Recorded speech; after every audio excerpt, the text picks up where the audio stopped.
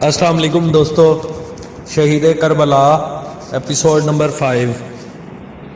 امام حسین علیہ السلام کے مدینہ چھوڑنے کی حکمتیں۔ اب امام علی مقام نے یہ تہیہ کر لیا تھا کہ اب مدینہ میں مزید قیام کرنا مصلحت وقت کے خلاف ہے، کیونکہ اب یہ خطرہ یقینی حد تک پہنچ چکا تھا کہ اگر ولید نے یزید کی تحدیدی حکم کی تعمیل میں کچھ دیر پس و پیش بھی کیا تو اسے معزول کر کے مروان بن حکم جیسے کسی دشمن خاندان رسول کو گورنر بنا دیا جائے گا، اور انکار بیعت کی صورت میں خون امام سے زمین مدینہ رنگین کر دی جائے گی۔ مگر حسین علیہ السلام مدینہ رسول صلی اللہ علیہ وآلہ وسلم کی یہ توہین ہرگز برداشت نہ کر سکتے تھے۔ اس صورت میں اہل مدینہ سے یہ توقع بھی نہ کی جا سکتی تھی کہ وہ نواسہ رسول کی حفاظت و حراست کی خاطر اپنی جان کی بازی لگا دیں گے، کیونکہ امام حسین علیہ السلام اپنی آنکھوں سے دیکھ چکے تھے کہ وفات پیغمبر کے بعد اسی مدینہ میں ان کی مادر گرامی حضرت فاطمہ زہرا پر مصائب و شدائد کے پہاڑ ڈھائے گئے تھے۔ اسی مدینہ میں ان کے عظیم والد حضرت علی بن ابی طالب کو قریباً 25 سال تک خانہ نشین کیا گیا تھا، اور حد یہ تھی کہ اسی مدینہ میں ان کے برادر معظم حضرت امام حسن علیہ السلام کے جنازہ پر تیر برسائے گئے تھے، اور کسی مسلمان کی رگے حمیت نہ پھڑکی تھی۔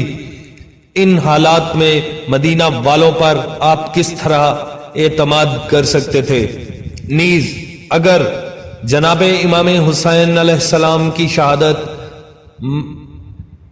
مدینہ میں واقع ہوتی تو اسے وہ اہمیت ہرگز حاصل نہ ہو سکتی جو اسے کربلا کے میدان میں حاصل ہوئی۔ بہرحال اب عقل و تدبر کا یہی تقاضا تھا کہ مدینہ میں مزید قیام نہ کیا جائے، اور سفر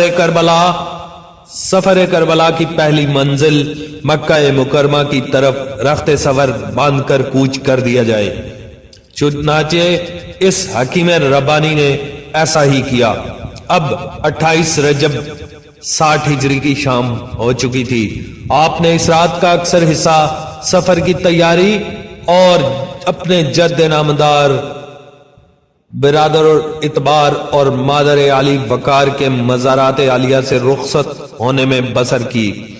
چنانچہ اس شب اپنے جد نامدار صلی اللہ علیہ وآلہ وسلم کے مزار اقدس کے پاس گئے، چند رکعت نماز پڑھی، پھر بارگاہ عزدی میں مناجات کی۔ خداوند، یہ تیرے نبی محمد صلی اللہ علیہ وآلہ وسلم کی قبر ہے، اور میں تیرے نبی کی دختر کا فرزند ہوں۔ میں جن حالات سے دوچار ہوں تو ان سے واقف ہے۔ بار الہا، میں اس امر بالمعروف اور نہی عن المنکر کرنے کو دوست رکھتا ہوں، اور اے ذوالجلال والاکرام، میں تجھ سے اس قبر اور اس کے صاحب کا واسطہ دے کر سوال کرتا ہوں کہ میرے لیے وہ طریقہ کار اختیار فرما جس میں تیری اور تیرے رسول کی رضامندی ہو۔ اس کے بعد آپ علیہ السلام بہت روئے۔ جب رات کا کافی حصہ گزر گیا تو آپ نے قبر رسول پر سر رکھا اور تھوڑی دیر کے لیے سو گئے۔